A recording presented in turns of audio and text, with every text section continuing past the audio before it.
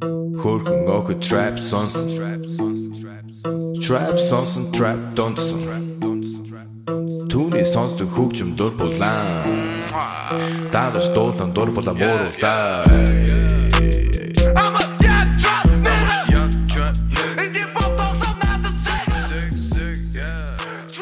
Yo, what's up, people? Adam Hunter here, giving you a special podcast today because of Rockfin, ROKFIN/Adam Hunter. Endorse me, spread the word, tell everyone how great it is because I'm giving you, 3, 4, 5 podcasts a week, and I love it.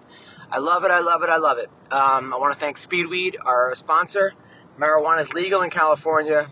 Don't go to the dispensary. Those places, they're great, but, there's cops waiting for you. They're, hey, try this one, that one. You get high, you get pulled over, now you got a DUI. You got things to do. People, life is short, all right? And you get pizza delivered. You get, Chinese food delivered. Get marijuana delivered right to your house, okay? Or your apartment or your place of work or wherever you are. They will deliver it right to you. Go to speedweed.com, mention Roasted. You get $10 off, $100 or more. I was on Twitter today, and the newest outrage is there's a comic named Dinah Hashem. I don't really know her, but she's pretty funny. She did a set on Comedy Central, and it was a joke about the rapper Extension having $50,000 on him to buy a car, and then he got shot and robbed, and then she thought that would be a great Venmo commercial. It was a good joke. I just butchered it, but it was a good joke. And now she's getting death threats, and a comic named James Davis, who I know, got very offended and wanted her to get her show canceled. And people are like, they pulled it from Comedy Central, but only made her set 1,000 times bigger because it was everywhere, and people were just butchering her with, F you, and don't mess with Extension, and a rapper. And at first she kind of doubled down, saying the guy was a wife beater, or he beat up his pregnant girlfriend, and he was arrested, and all this kinds of stuff, which, look, if that's true, that's terrible that someone did that. And she's talked about her own family having some kind of abuse, and it became a big mess. Okay, here are my thoughts on this. As a comedian, I will always defend comedians for jokes, okay? Even if it's the worst joke I've ever heard in my life, which that was a good joke that she made. It's a joke. It was meant to make you laugh. That was the whole intent, okay? Whether you like it or not, it was a joke. It meant to elicit laughter, okay? I don't get offended by jokes. Sometimes I don't like jokes, but if I don't like a joke, I don't laugh. No reason to try to get this girl fired or pulled or whatever, or death threats. Come on. It was a joke, okay? And you getting offended by the joke. And the joke wasn't even about the rapper. It was about Venmo. It was a Venmo joke. So just look at the context behind it. And even if it was about the rapper, it was still a joke, all right? People tell me offensive jokes all the time, and sometimes I don't like them. If they're super racist, I'm like, I don't really laugh. I'm like, not my kind of joke. But I don't get offended because I know the intent, which was to make me laugh, all right? So there's my opinion on it. Don't get this girl fired. Don't get... And you know what? Now that I know who she is, I actually want to hear more jokes about this woman. I think she was from I now know about her. I'm on the West Coast. She's on the East Coast. I don't really know much. I've never really interacted with her, but there's a whole crop of new funny comics coming up, and I guess she's one of them. And good for her. People are defending her and saying she's a brilliant joke writer. Cool. Cool. And, good for her, for making it to Comedy Central, which is not hard. I mean, not easy. Not easy. And, so that's my opinion on that. What else? So by the time this podcast comes out, the fights will be over. The fights are tonight. The UFC fights, which are supposed to be pretty good. Rafael Dos Anjos versus Leon Edwards. Who am I picking for that fight? It's a tough one. I gotta go with... Rafael looks so good against Kevin Lee, but Kevin Lee gassed. Kevin Lee's, who's now training over at TriStar, which is good. I think a new look would be good. I think Dewey Cooper and those guys over at Extreme were good for Kevin Lee, but he wasn't maximizing his potential. He was fading in fights. He was kind of quitting in some ways, and his body was quitting. I'm not sure he was mentally quitting, and good. He thinks that training with GSP would be good for him. Who has training with GSP not been good for him? And there's monsters over at TriStar, and if anyone can help you out, it's Faraz Zahabi. Faraz Zahabi, the only person that it doesn't seem to be working for is the dude that lost to the guy from Team Alpha Male, Mirsad Bektik, who seems to be better over at American Top Team, but also has just gotten unlucky. I mean, that fight he had against I'm like remembering, but I can't remember people's names, and now I'm not remembering them. But the fight that he had against the damaged Darren Elkins, I was at that fight. He was destroying Darren Elkins. I mean, that fight could have been stopped in the first or second, and people would not have complained. And then Elkins just came back from nowhere. And I felt bad for Elkins with that Ryan Hall fight because, I mean, Ryan Hall has like two weapons. His jiu-jitsu is like the greatest weapon, and now kicks. It's like we're watching Ryan Hall become a complete fighter. And he even landed a punch, but man, that guy's a hard guy to fight. He's a hard guy to fight. I think that if you're so good at two things, eventually you'll get someone who's extremely well-rounded and will beat you, but so far that's not been the case. And Ryan Hall is just is a strange bird, but he's so dangerous, especially with this damn heel hooks and everything else. But I thought what's his name was going to win that fight, Elkins. I still think if Elkins fought in like unlimited rounds, there are certain guys that just run out of rounds. Like, if Darren Elkins fought anyone in, like, how, like, old-school boxing was, he'd win every fight. Mitch Clark is another guy. I mean, they're not going to win, like, the 3-round fights some of the times, but if it was, like, 300 rounds and it was a fight to, like, whoever falls down first and whoever can't fight, I would say Elkins. He's one of my top 10 guys that Diego Sanchez runs out of rounds. There are certain guys out there that are just so damn tough, and you can't finish them. And they're going to win the fight if it goes to 100 rounds. Masvidal, I mean, when was the last time that guy got finished? The last time he got finished was against Toby Amato, which people forget how great that. If you want to, some of you new guys that are new into MMA, you want to see one of the coolest submissions of all time. I remember, look at the Toby Amato fight versus Darren Elkins. This fight, versus... what am I talking about? Against Masvidal. I mean, Masvidal, this guy was lighting Amata up. I mean, he was just beating the shit out of him, almost to the point where it looked like a boy versus a man. And I'm not talking about an Aaron Pico boy, like a 7-year-old boy versus a grown man. And then he picked him up and he did some kind of inverted reverse triangle when he was up in the air and tapped Masvidal out, and it was insane. But Joey Varner, who's a good friend of mine, great friend. He's got a beautiful wife who's now pregnant, and Joey's a great guy. He's also a really tough guy as well.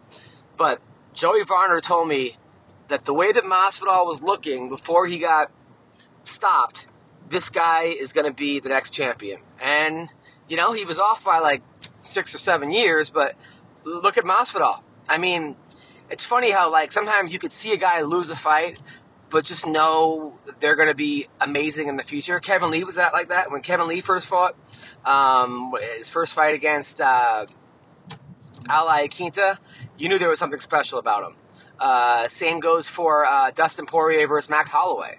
Holloway, you were like, even though he lost that fight, you're like, this guy's going to be good. Brock Lesnar, I remember when Brock lost to Frank Mir in that first one where he just got lost in a minute and a half. Rampage Jackson said to Dana White, that guy's going to be champ one day. And people are saying that about Pico, still, about Aaron Pico. They're saying this guy's going to be champ. So just because a guy loses, sometimes it's not necessarily the loss. It's how good he looked in the loss. That if this dude stays healthy, out of bad relationships, gets his money right, stays away from drugs. There's a lot of different things. There are plenty of fighters out there. I mean, a guy who's fighting in bare knuckle boxing coming up is Melvin Gillard against Isaac Valley Flag, which is, I can't wait to watch that fight on a different note. But Melvin Gillard's a guy that if he just would have stayed, center, if he just would have actually, he seemed to have a lot of, off off out of the octagon distractions, whether it be cocaine or partying or this or that. And, it's not just about how you look in the cage. I mean, everybody knows a guy from high school that could have made pro if he would have. I mean, how many guys out there? You know how many guys on my wrestling team in high school and in middle school and high school that were like, man, if that guy just would have stayed. I mean, just from coaching wrestling, I'll tell you, I've been coaching for, 13 years. And there's always those kids in middle school that you're like, man, this kid could be a state champion. This kid could be a Division I All-American. This kid could be, and then most of the time, those kids don't do it. A lot of times because they have other things going on, whether it's, other sports, whether it's football or track or baseball or something else where maybe it's a little easier than wrestling. It's less time consuming. It's more fun. It's, whatever it is. But then there are the kids that like just love the sport. That, they're like 1 to 10, they're about 6s in 7th grade. Maybe in the 7th grade, they're 7s or 8s. I was like that. I was never the most talented wrestler. I wasn't the most talented at anything. Okay, but I just loved it. Same with comedy. I was in comedy. I took comedy classes, a bunch of them when I first started, which are good and bad. That's a whole other thing. It's good because you're around people that suck as bad as you, and you can develop a community and friends and yada yada, and then, you're not alone. But it's bad because if you think you're going to become a comic in 3 months after taking a class, you're just, it's like saying I'm going to make the UFC after 3 months of like training. It's just not going to happen, So that being said, it's not the person with the most talent or the person with the most natural talent or the person that most, it's the person that stays in there, person that shows up. That's almost all of it. All of it is showing up is most of it. And I told the kid, there was a kid I was coaching wrestling one day. This kid, one of my favorite kids, he was crying. He got into a fight with his dad, and they're really close. But he was having a rough day, and he didn't want to be there. And I kind of got, I'm the coach, and I could tell the kid was not having a good day. And I told him, I said, hey, man, look, these are the days that are going to make you the champion. It's not the days where you're feeling good and you can beat everybody and you're feeling healthy and you're well rested and then you could just go out there and dominate. Those are not the days that make you the champion. No way. It's the days you don't want to be there. Same with comedy. Not anyone, but there are a lot of comics that can have great sets when it's a hot crowd. You could take an average comic and he could look like George Carlin out there when the crowd's high, based on crowd response. Obviously not based on material and stuff, but then it's when you don't want to be there. Maybe your girlfriend dumped you, or maybe your dog died, or maybe you're just in a bad mood, or you're sick, you're jet lagged, and you drove, and your car broke down, and your rent is due, and all that kind of shit. Times that you don't want to be there. You don't feel good. Your voice isn't well. You're just, and then when you have to be funny, and you have a good set, and you pull it off, that's when you're on your way to becoming a good comic. That's when you're on your way. It's when you don't want to be there and you perform and you make yourself perform. That's when you're a pro. Okay, anyone could be good when the crowd's hot. It's when the life sucks and you step up to the challenge and you come across and it's good. That's when you know you're on your way. That's what separates the men from the boys, or the women from the girls. Why is there always the men from the boys, right? It should be the women from the girls, too. Now, look, I may not know that much about politics or science or whatever, but, when it comes to the human condition, when it comes to powering through, that's when I know some stuff, okay? I know some stuff about getting punched in the face. Literally and figuratively. Mostly figuratively, but, okay? I've been beaten down. But I'm not going anywhere. I'm not going anywhere. So, I know people are like, when's your Netflix special? And when's your this? And when's your that? Just know, people, that I'm not going anywhere. And once people realize you're not going anywhere, that's when they give you stuff. Because they're like, you know what? We're going to have to deal with this person. And a lot of times when you finally do make it to the masses, I'd rather be over-prepared and have too much stuff than be under-prepared. Because I've seen it. I've seen people not be able to rise up and they fall apart. How many times have you seen that? Remember Michael Grant? Okay, Michael Grant, the boxer. Remember him? I remember him. Okay, he was like 30-0. And they put him up against Lennox Lewis. And Lennox just fucking tore him up in, 2 rounds, 3 rounds? He wasn't ready, okay? I think he beat Galata in a fight, and Galata quit. And Galata should have won that fight, but he quit, all right? You don't want to be Michael Grant. No offense, Matt Grant. Probably doing very well right now, but you don't want to be that guy. You want to be Bernard Hopkins. You want to be the guy that they should have given the title to or the thing, and he was just ready. He was ready when he fought Felix Trinidad. He was the underdog, but he'd been there, and he embarrassed him. He was ready when he fought Kelly Pavlik, all right? You want to be Bernard Hopkins. You want to be the guy they should have given it to before, or the guy that's ready and prepared. That's who you want to be, not Michael Grant, all right? So that's my little speech for today. We got Stephan Bonnar on the show, and thank you guys so much, and keep listening to MMA Roasted. Stephan Bonnar, one of the best fighters ever. How are you, man? Oh, I'm awesome, man. Thanks for that intro, man. Fuck. It's true. So you hear that, everyone? What was that? Go ahead. So last time I saw you was in Las Vegas. We were in Las Vegas together. I had a great time hanging with you, but you also, I saw you do pro wrestling against Kenny Lester, who actually knew. And you killed it. You were great. Happened to be an Arizona State guy. Was a freshman when Bader was a senior. Small world. Yeah. Yeah, and dropped the big, what do you think of my new finish? The Macho Man elbow drop.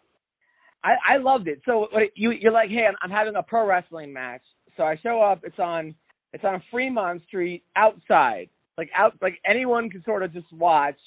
And it was so entertaining. It started at 11:30 at night. You went on at I think 12:30 it started. It was real late. Yeah, really late. You had a great match, and you did an off the top rope Macho Man. But then you broke your elbow? No, I whacked my wrist. I elbowed him with the right elbow, but my left arm was hanging out, and the first thing to smack the ground, to smack the canvas was my left wrist. But ain't no thing.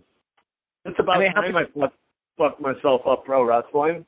It's been really, really mild so far. I haven't even been sore after a match. So, yeah, I was due. And Macho Man's dead, so I could steal his move. No one could say anything.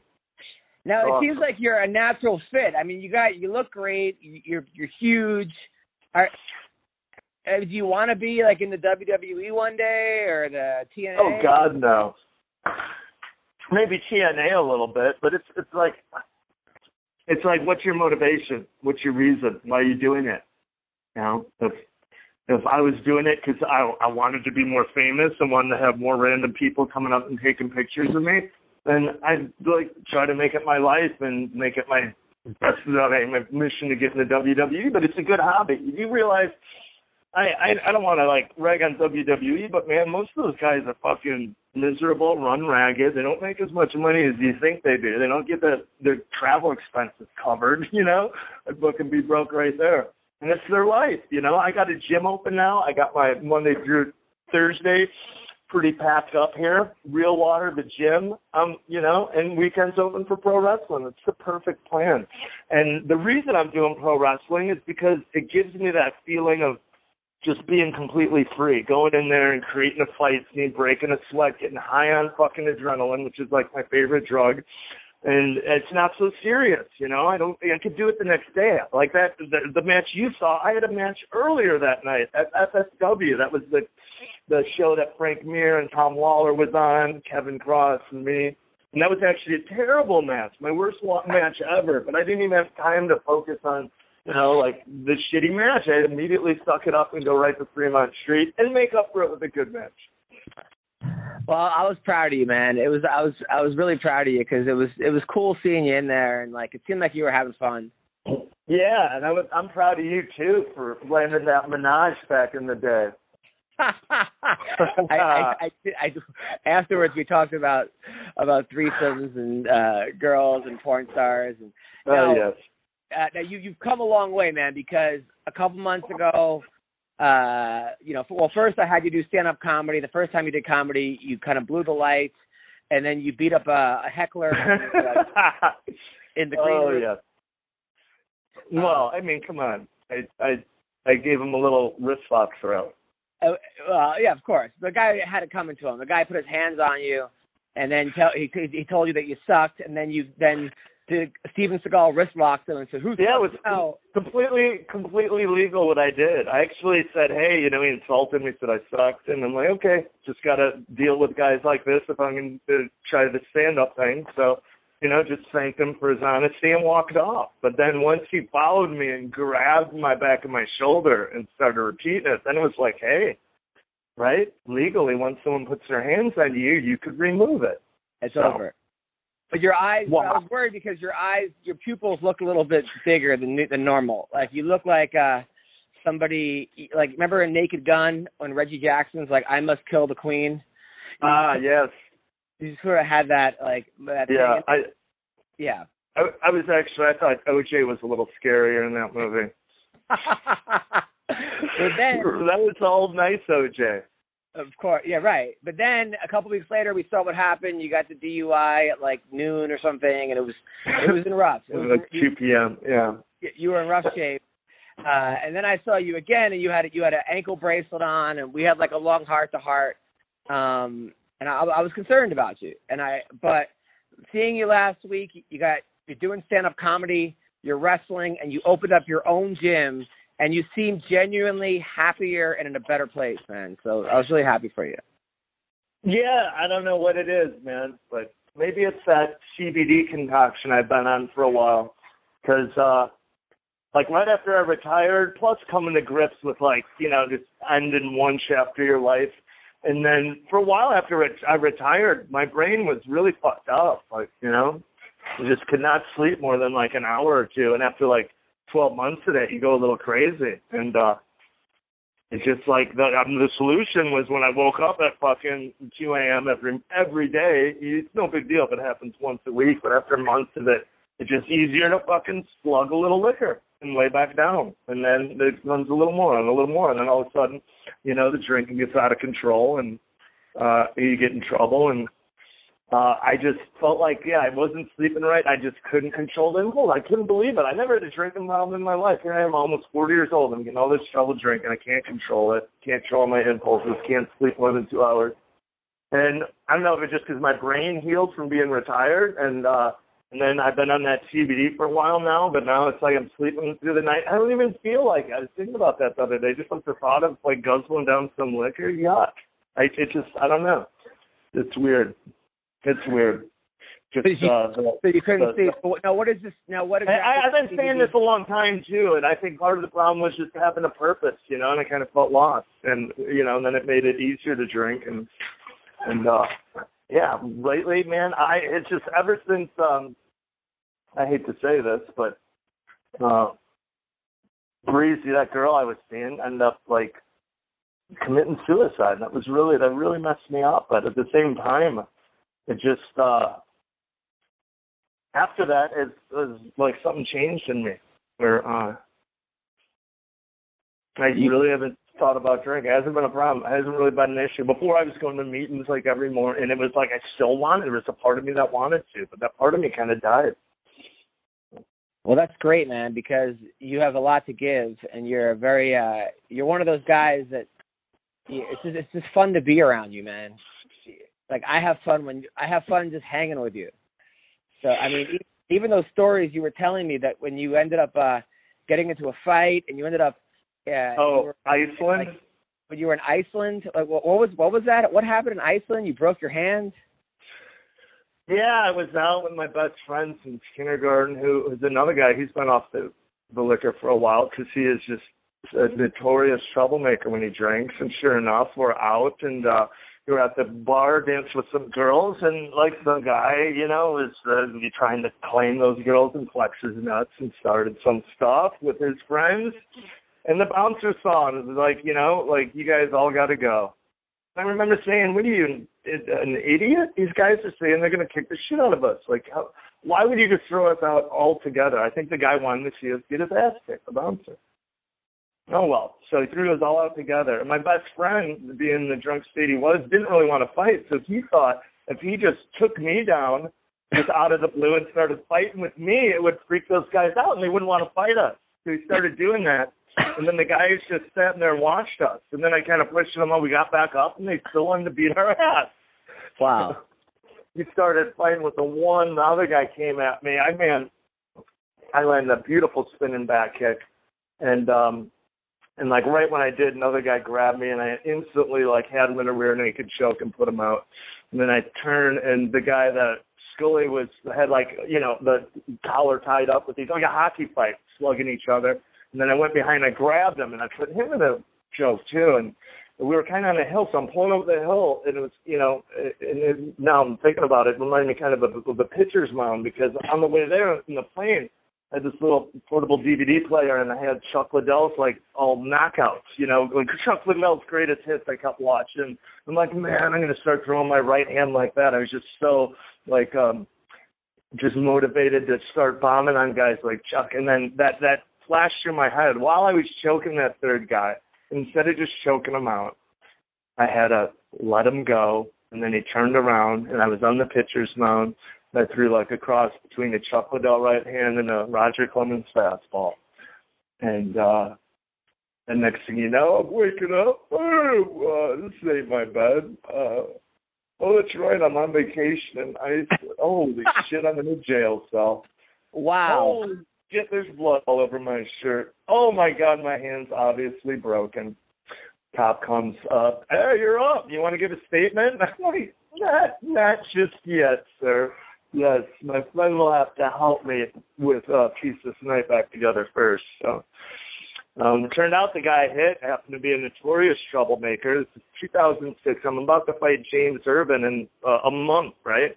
And, like, fuck, you know, like, I got to pull out the fight. So, you know, anyways, socialist country being what it is, I'm going to leave out the story of the menage, all right? Go on. So we'll just talk about court. So socialist country that it is, they instead of like my friends had to go back like the day like you know the next day pretty much. But court wasn't until Wednesday, so instead of keeping me in jail, they put me up at the Radisson and gave me a per diem. Like wow.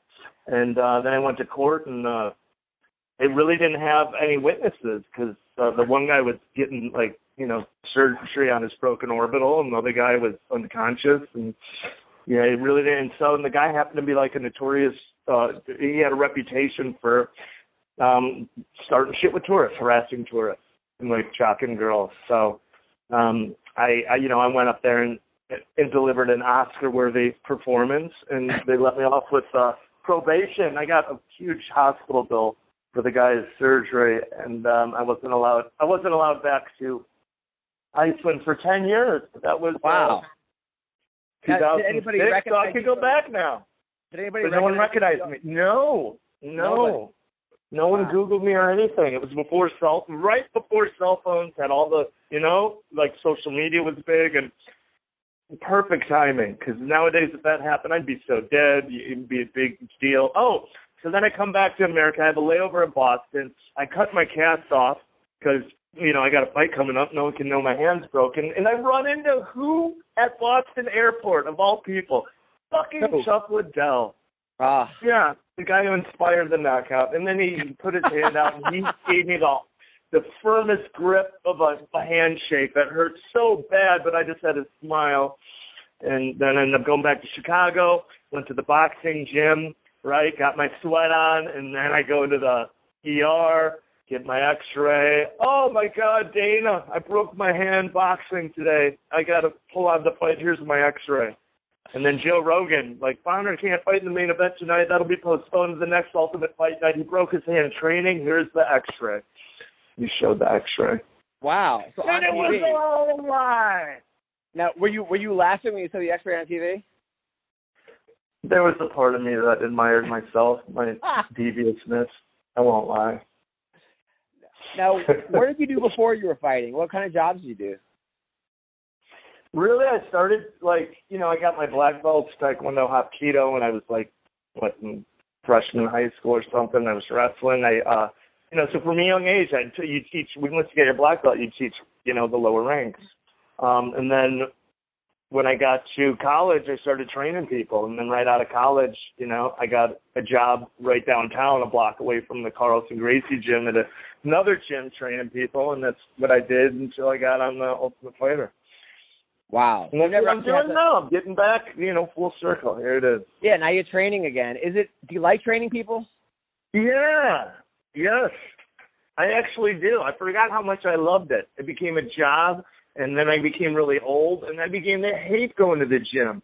I'd be in so much pain. I knew that slowed down, lost the set, my reactions, my strength was, and it wasn't as enjoyable as it was when you're young and getting better and improving. Or even when you're strong and in your mid-30s and you're a horse, it's just not as much fun at the end. And, and I was beginning to hate it. Now I'm going back in there, and I don't have to go through this shit. I don't have to be the one pushing myself till I throw up in the bucket because I got a fight coming up. I go in there and coach and share my knowledge, and it's a whole different experience. And I'm really loving being at the gym, yeah. Now, I have to ask you, when you fought Anderson Silva, you were pretty much black at that point. Why were you so tan? Oh man, yeah. I had been in Florida for a couple weeks, and we just I was training with Batista, but I was weekends we just go to the beach or go fishing or go on a boat, and that was actually when I got the call to fight Anderson. We were way off the southern coast of Florida we were doing some lobster fishing. We did some dives and poached some lobsters, and I got the call. Boom. I need to fight Anderson in 3 weeks. Fuck yeah. Now, why did Batista pick you to train with?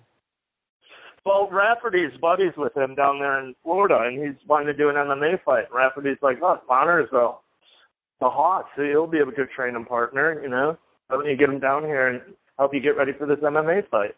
So I went down there a few weeks, and I had been on the shelf, too. He's a big, strong guy. And so before I went down there for a month is when I was like, man, I got to get some strength back. I've been on the shelf, didn't plan on fighting again. I was working for the UFC. So I did a cycle for a month, And, before I left, I was like, yeah, I'm not going to take this with me. I'll just leave it, I went down there and trained him for a couple of weeks. And then I got to call to fight Anderson. I did the math, and it had a 4-week detection window. I'm like, oh, my God, how perfect. I just happened to get my strength back. I did 2 weeks of MMA training. I been off the juice. It's going to be out of my system, and I'll be able to at least give him a competitive fight. Hadn't I, did that, I would have been really weak and out of shape, and, I wouldn't even have taken the fight because I knew I would have had no chance. And I'm not like that, I can't just go in there and lay down. So it's not in me. So I thought, oh, my God, it's going to be, even if I don't win, I'll give him a Rocky Balboa type fight. And I went in there and I ate his fucking counter right hand, and oh my God, this was nothing. I'm like, oh my God, he's not going to be able to knock me out. This is awesome. And I got really excited, and then freaking I didn't, at the time when he punched me, take into account that he needs like a fucking mule, and he delivered just some powerful knee to the solar plexus that made me go fetal. You have no choice, That's just so you were retired. So you retired, so you did a cycle because you're like, I'm training Batista. Yeah, weighs about 80 pounds. And I didn't have to worry about getting tested anyway. I had taken a job with the UFC, Forrest ended up doing, and he was he just got hurt. He was going to start working for him. I was all excited. Oh my God, me and Forrest could do so much stuff together. I really wasn't doing anything anyway. Just, every once in a while they'd send me on a little job and I'd get a paycheck, and it was freaking so easy. I had it made, and I was doing TV work. And I should have just said no. You want to fight Anderson? No. But I had been going around pissing and moaning to give me a fucking, a big name. I just really wanted Forrest or Rampage. One of those fights I could really make entertaining. Who cares if I win or lose? I'll just fucking, the first Forrest fight. It was so good because, I was kind of I really didn't care if I win or lost. My plan was just go in there and put a barn burner of a fight on. And I think that showed, I think when you're really attached to the outcome is, it's the fans could tell that. And I think that's part of the reason that fight went over, it was really inspiring just to, see someone just Like, you know, if I really cared about winning, I would try to get a takedown in the third or something like that. But not to say I didn't, Car. I just, like, watched my last couple fights in the UFC. It was all about getting a win. So I could have a winning streak. So I could parlay that into a big kind of fight, like another fight with Forrest or Rampage, where I could just go nuts. And it really wasn't about winning or losing. And I'd make it entertaining. That was, like, what I was petitioning for with Dana. So didn't work out. Didn't want to give me that. And it was like, you know what? You fucking did enough. Why don't you just take a job with us? And it was like, yeah, all right. Fine, you know? And, you know, then they got in that jam where the co-main event and the main event, I think Aldo was on that card and someone else. And they were going to scrap the card. And then they called me. And it was like, if you're a real company man, like in my mind, this is what I thought, you'll step up. You know, you'll step up and you'll fight your fucking, and it's, oh my God, it's the biggest name you could ever think of. It's a win-win, the Michael Jordan of the sport. All I got to go in there is fight my freaking ass off. And I'm going to be doing motivational speeches after this about being awesome. And you also landed some big punches against them. Yeah, I was really tight though, you know? Like, yeah, I was, you see, I wasn't loose. My punches weren't really, I mean, I was tight. I was nervous, man. But I hit on the shelf and, you know, I know Michael Jordan of the sport in his backyard on a couple weeks' notice. So, yeah, I was a little tight. I mean, but when you saw him take your punch, were you like, shit, this guy can take my punch? No. I'm saying to myself, like, let's get loose and get in a rhythm, you know, like, you're a little tight. Like, I knew I was. And he even said, too, in the clinch, you heard of my breathing that I was tense. He was right. Oh, what did he say to you? No, it was just in the post-fight press conference. Dana said something like that. Like, he said, I'm like, what did he say? He's like, oh, he said something about, like, when you were in clinch, you could tell with your breathing that you were tense. And I was like, you know what? He's smart, because I was. So then you fly back on a private jet with Dana, right? Yes. Didn't even get to enjoy Rio immediately after the fight. I'm thinking I at least get to the next day. It's like, no. Get your fucking bags. Like, it'll be a car. You got a couple $100,000 for that fight, right? I mean, he must have made a big paycheck for that. Yeah, I mean, I can't complain. But, like, in the end, it wasn't worth, like, you know, being, well, I mean, now it's like I'm finally coming around to it. But, like, it was real devastating. Like, I really, like, fell in love with the UFC when I saw it in, like, 94 for the first time. And, you know, just done martial arts and wrestling my whole life. And I just started off doing it as a hobby. Never thought I'd be in the UFC. And then I ended up not only being in it, but I had the fight that kind of saves the company. And I have a guaranteed tenure with them. And this is, like, the greatest thing I could ever ask for. Like, the UFC is the coolest thing that ever existed, you know? And then I go and I have it. I'm all done. I'm finally out of this shit. I don't have to get in there and fucking sacrifice myself anymore. I got a cushy job. And then, you know, I get called up and think, man, if I'm really a company guy, I'll step up and do this one. And it's also like, how can I say no? I just been going around asking for a big name, asking, all of a sudden, boom, here it is. What are you going to say no now? Fucking, that doesn't make sense. So, like, yeah, now looking back on it, of course. No, I wish I would have just been a pussy. No way, I'm not fighting him. Okay, get your job back and paycheck and health insurance, and your wife still loves you. Great. But, was there a party that wanted to tell Dana, hey, listen, I took a cycle. I don't know if I'm going to test clean? Yes. Yeah, I did. But at the same time, like, Wayne, who got me the fight, was, you know, he's a real piece of work, and he was all like, you know, because he was trying to get me another fight with Forrest because I had a 3-fight winning streak, like a big fight, and he wasn't able to. And he just couldn't get anywhere but Dana. And then he's like, finally, here it is, bud, I got you. Dude, go take this fight. Trust me, you go take this fight, and I'll get you. It wasn't like, my show money was $37,000, so it wasn't like, I wasn't really guaranteed a lot of money, but he was saying, hey, you take this fight, and I'll make sure after the fight, I'll fucking hit up, make sure Dana fucking rewards you for doing this. So I went into the fight not knowing that I'd get a bonus, you know. I was just trusting Wayne, but it was at the same time, like, I'm not good at saying no. And he go, I got it, buddy, I got it for you. We're going to get paid. This is going to be it. This is all you've been asking for. And, like, part of me is like, oh, fuck, no, I'm happy now. I don't want to. And the other part's like, oh, God, like, you know, I'm kind of hypocrite of my, oh, they won't give me that big fight. Damn it, here it is. And then I don't want it. Like, oh, I feel like a pussy. So, yeah. The moral of the story is just go ahead and feel like a pussy and keep your job. Well, so when you find out that you get popped, I mean, is your wife mad at you? Oh my God, are you kidding me? She's in labor. Her water breaks. We're in the hospital, and the fucking news comes out. Oh. Like, oh my God, it's like the happiest time of my life. At the same time, like the most, to me, like, just the worst thing that could have possibly came of it, like, happened. Like, no. Like, right when, oh, yeah, the boy, and they put a picture up and people are calling you a cheater and this and that. And then, you know, like, man, like, yeah. That pretty much did me in with the whole, you know, marriage thing. And after that, yeah, but, I mean, give me a break. You weren't taking it to fight Anderson Silva. You were taking it to train with Batista. Yeah, no one believes you. Everyone knows you're a liar, you're juicing, you know you're a cheater. No one believes you. No one believes you. But you had what? I mean, I'm looking at your record right now. But the beautiful... 24 fights that never got caught with anything. I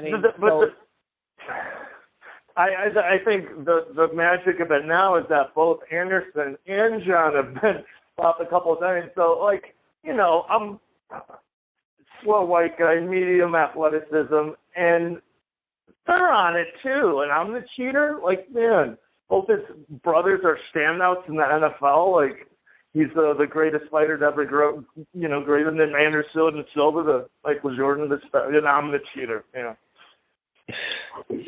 That's ridiculous.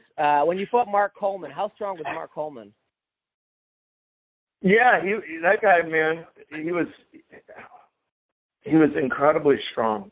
He was like, he's just so solid. It was like his double leg was just being like run over by a bulldozer. It wasn't like it's all. And I had him in a crucifix. I give the guy the single so I could fish a crucifix, and I destroy guys. So I beat him up the whole first round from there, but I couldn't break his grip. He had an iso grip, and it was like his hands were cemented. And I'm popping my hips as hard as they could.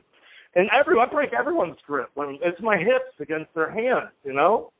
It's not a fair match. And I couldn't fucking budge that guy. Yeah, so he was just so solid. Just so, like, that's what I said. Like, you know, the double leg, just like you got one over. That was one of my favorite UFCs, UFC 100. You were on such a great card. It was like Brock Lesnar and Frank Mir, right? Yeah. Where did you watch that fight? Right out, I came out. I had just fought Coleman. Me and Hendo were sharing the locker room. He fought Bisping. I come back. He comes back to the locker room, and I was watching it. There's no sound on the TV back there. But after the first round, I could see him. They're showing Henderson on the stool, and Henderson's actually talking and saying something. Instead, usually it's the corner shouting instructions at the fighter. And Henderson kept saying something to his corner. So I went when he came back. I go, Dan, what were you saying to your corner after the first round? He goes, I kept telling him, like, he hits like a bitch. Watch this. I'm going to knock him out. He hits like a bitch. Wow. Yeah. Wow. But where did you watch the Brock Lesnar and Mir fight? So, yeah, then I went right back out in the stands, you know. It was the main event. So I just sat, like, in one of the first rows there by the cage. Yeah, and I watched it. Watched it out of the dressing room among the fans. Freshly off a fight, too. Now, I usually don't do that, you know. I usually stay in the locker room. But I wanted to be out there, and then it was awesome. Brock Lesnar, you know, the shit he said after the fight was just great. He was spewing in the camera and, like, said he's going to bang his life and drink a Coors because Budweiser won't. Remember? That was some good stuff. Yeah, that was one of the best. Now, after The Ultimate Fighter, I mean, you're a good-looking guy, but you're, like, you know, fan mail and numbers and girls. It must have been crazy, right? Like, just women throwing themselves at you? Yeah, I mean, it wasn't not like a rock star, but it, like, you know, wasn't bad. Especially, like, you know, like, from where you come from. Like, I mean, no one ever does that. Everyone's got to put in some work. Yeah, of course. But it's so funny. I'm the kind of guy, though, that like if I actually like her, I'm totally gonna shoot myself in the foot, you know. Like, yeah, when I care and I go for it, like I totally fuck it up every time, you know. So, wow, what do you do? Like, what are some of the things that you would say? I don't know. It's just. I think it's true in all life. Like, the more you kind of try and obsess about something, the more impossible it becomes. But you also have I've just noticed very awkward energies. Like, I can see like you like just saying something that you think is funny, and it's just going to like really. Oh yeah. Really south. Habitually crossing the line of decency. Like, then again, that is a new. Like when you piss off all those strippers, you know, like first time. Yeah, exactly. What did you say? Like, I said, oh yeah, like this place is just like the Playboy Mansion. If I could just drink my way past the C-section scars and stretch marks. Oh man, that was a bad one. Then I did a kitty therapy joke that was, about, the strip club. I'm getting more benefit out of coming to the strip club and pouring my heart out in the frickin' private room to a stripper than I am going to court-ordered anger management from, a battery charge. Right. So I do a whole bit on that, and then I kind of want him back a little bit, Well, it seems like you're a really nice guy and you're not a dirtbag, but just because like your line of work, you end up like taking these weird jobs where you're like at a crypto strip club where they get paid in crypto, or you're like at the lingerie fighting league doing announcing. You always end up in these like strange situations. Yeah, well, man, I get stale if I stay in one place, and honestly, the indie wrestling world's awesome. I could go to, like, how many cities I've been to that I never would have went to and met people and hung out, and it's great, man. I had never even been to Montreal. I did a show up there. It was a great time. Great group of guys. Same thing like Tacoma, Washington. So I'm getting all these chances. I had matched in South Carolina. I just did some seminars in Columbia. But that's what I need to do. Like I said, like I was getting in all that trouble drinking that, mostly, for the brain damage for one, and it had to heal itself. I know that for sure. But also because of the purpose, I didn't feel like I was aligned with my purpose at all. And this totally does. I have my Monday and Thursday nights in full here with the gym and the job, and then the weekends open to get the hell out of here and not stay stale and go nuts and see the world and interact and meet people. And true, if I'm going to go out there and make money for someone to help them out, I'd much rather be a middle-class guy who's trying to pay his mortgage than fucking feeding Dana White or Vince McMahon's fucking fat pocket some more so they could get another private jet, Like, yeah. Think about the good thing I did with the fight with Forrest. It really blew MMA up across the whole world, and when I hear save the UFC and this and that, but at the same time, it made them a monopoly and it crushed a lot of the competition. On my Instagram, Kyle Weikart has a great post last year when I cornered him in glory, how he said that. K1 and the UFC were neck and neck. They were both pretty much underground. Unless you were a hardcore sport, you really didn't know either one. But I was always a Muay Thai guy. I loved kickboxing, K1. That was my thing. I tried to wrestle a little in high school. I hated it. I didn't like it. I loved Muay Thai. But after that Bonnar-Griffin fight, K1 just died. And next thing you know, the UFC blew up. All my coaches are like, you got to do MMA, you got to do MMA, you got to train your wrestling. And he did. He actually fought in Bellator. He knocked the guy out, and he had a decent MMA career, but he hated it. He was forced into it partially because of me, And I just feel with the pro wrestling, if just doing it like, my motives for doing it, to kind of be free to see the world, to help middle-class people like myself.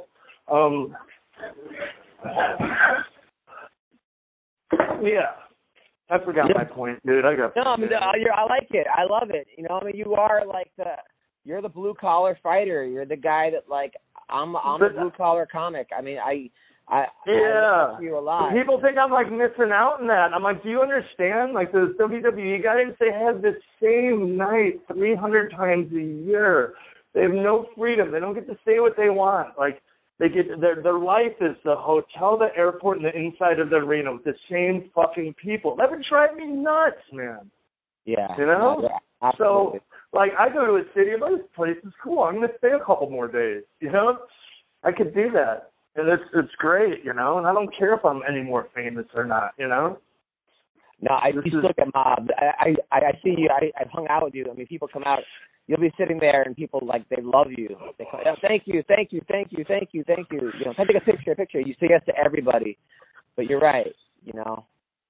Yeah, that too, man. Like, when people come up to me, they usually, like, just start laughing. They look at me and laugh.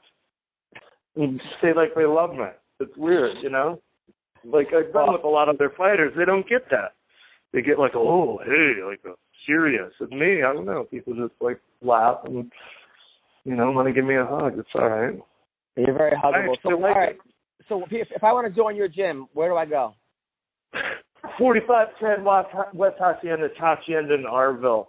702-336-7443.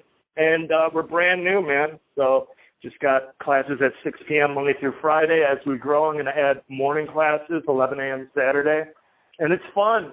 It's the name of the game is like to come in here, learn, get in great shape. But you're not trying. You're not obsessing on your body and doing boring stuff. You're learning and having fun. And no assholes, you know. Bullies get kicked out. And everyone, in my gym, everyone knows how to train with everyone. That's how you get good. You work with all ranks. You have control when you go with the low. You can roll with girls or with kids and things like that. You know how to go with people you can go harder with, and that's a big part of it. That's a big part of what I hear from people coming in the gym. It's like, man, you know, like, you know, they go to these other gyms and they're a little too serious. They got guys in there trying to kill them, and there's too many people in there to really keep tabs on who's being an asshole, and they kind of get lost in the shuffle. So. In my gym, nice, tight little family unit, and it's fun, man. No assholes, no bullies. No sitting in your car being like, oh, I don't want to go in today because so-and-so's going to show up and he's going to beat my ass. None of that. But check it out, American Psych is fitness and martial arts, and it's inside Silver Wolf 360, and we're also partner up with Fight Zone, so we're going to put that name on there too, and they're that new boxing league. It's going to be boxing in a cage, so yeah, I love it. Well, I'm figuring everything out right now, but yeah, we got the gym open, classes going on, so come on, train, have fun. Well, thank you, Stephan. I will talk to you soon. You're the best, brother. All right, Adam. Love you, brother. Love you too, man. Take care. Peace. Trap сонсон trap донсон түүний сонсдог хөгжим дур булаа даадаж дуулан дур булаа мууруулаа